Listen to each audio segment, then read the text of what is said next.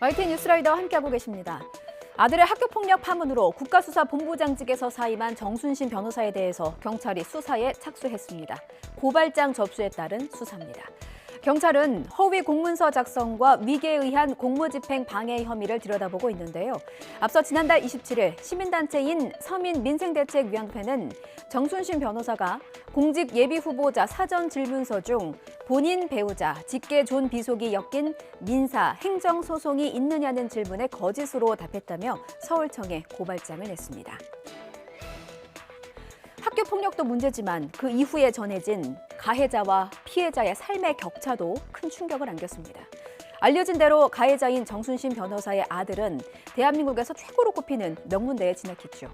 하지만 피해자인 학생은 졸업 이듬해에도 대학에 진학하지 못했습니다. 학교 폭력이 일어난 곳, 강원에 있는 유명한 자율형 사립고였습니다.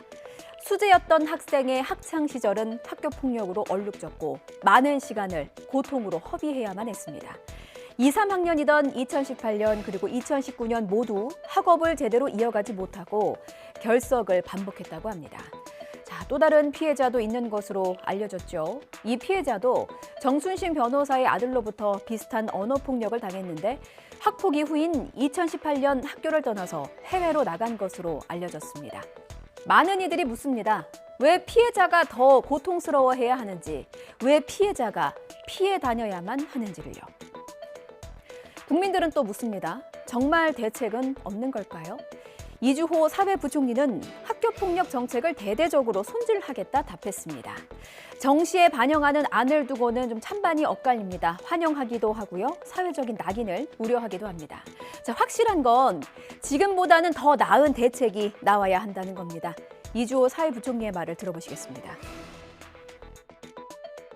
아시다시피 이제 학교폭력 문제가 처음에 이제 종합대책이 마련된 것이 2012년도였거든요. 예. 그때 제가 장관을 하고 있었던 시기였기 때문에 그때 이제 마련했던 그 큰 틀이 사실 10년이 지났기 때문에 한번 또 대대적으로 좀 손질을 봐야 될 때가 된 것 같습니다. 이 부분에 대해서도 이번에 손질을 하나요?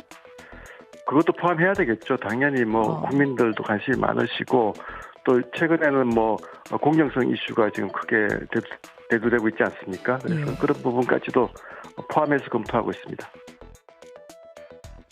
120억 원대 전세 사기 혐의로 구속된 인천의 건축왕 60대 남모 씨입니다.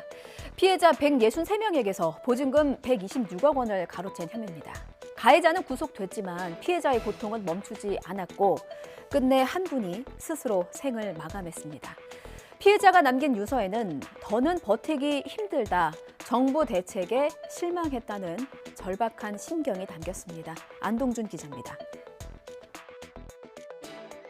세입자들 보증금 혹시 돌려주셨을까요? 변제 계획 이행하신 건가요?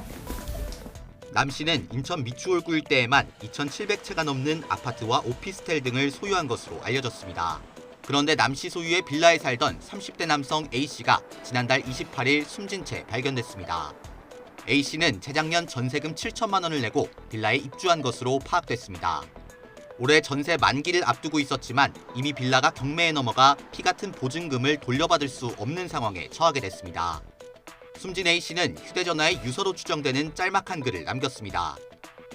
정부 대책이 굉장히 실망스럽고 더는 버티기 힘들다며 문제를 꼭 해결했으면 좋겠다는 절박한 심경을 호소한 것으로 알려졌습니다.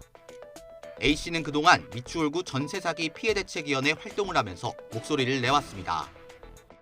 사회적 재난으로 인한 난민들인 거거든요. 나라에서는 개인이 해결하게끔 하지 마시고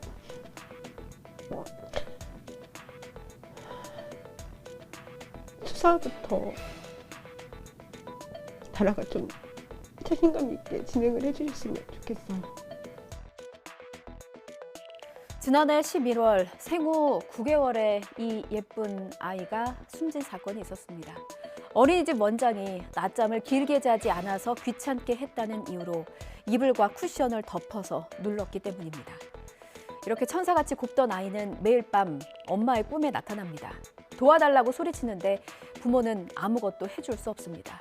그저 아이의 채취만이 남은 옷을 안아들고 하염없이 눈물을 흘릴 뿐입니다. 어린이집 원장은 그 전에도 손이나 무릎으로 몸을 누르는 등 25번의 학대를 이어왔다고 합니다. 김철희 기자가 아이의 부모를 만나고 왔습니다. 베트남에서 온 보티뇽 씨 부부는 어둠이 내리는 밤이 무섭습니다. 태어난 지 9개월 남짓 지난 아들 천동민 군이 세상을 떠난 바로 그날부터입니다. 아기 사고 후에 내가 밤에 못 자요. 매번 처음 자서 아기 나와. 등에 아기 여기. 엄마 도와주세요. 엄마 집이 뭐예요? 애가 있었어. 이게 행복했잖아요. 그 힘든지만 전심이 하고 이거 그냥 천군을 학대해 숨지게 한 건 어린이집 원장 김모 씨입니다. CCTV 등을 통해 살펴본 결과 원장은 14분 동안 천군 위에 이불과 쿠션을 덮어 질식하게 했는데 이후로도 3시간 동안 아무런 조치 없이 내버려 뒀습니다. 분노가 들끓는 가운데 원장에 대한 첫 재판이 지난달 열렸습니다. 재판에 등장한 원장은 변호인을 통해 공소 사실을 인정하고 피해자에게 진심으로 죄송한 마음이라면서도 살인의 고의는 없었다며 혐의를 부인했습니다. 하지만 진심으로 죄송하다는 말과 달리 천군의 부모님은 원장으로부터 미안하다는 말 한 번 듣지 못했습니다. 할머니 제발 우리 아이들 놀아주세요. 아무것도 필요 없어요. 모두 엄마 애기 너무 보고 싶어요.